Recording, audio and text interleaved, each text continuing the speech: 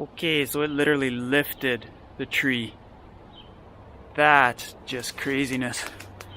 Back porch roof looks pretty damaged. Other than that, could have been worse. That's usually where I have my big Sierra parked.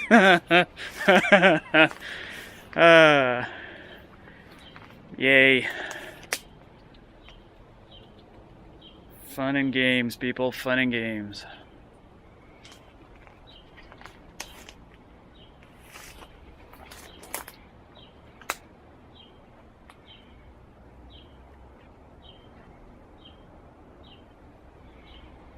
Well, the big guy's now out of my yard.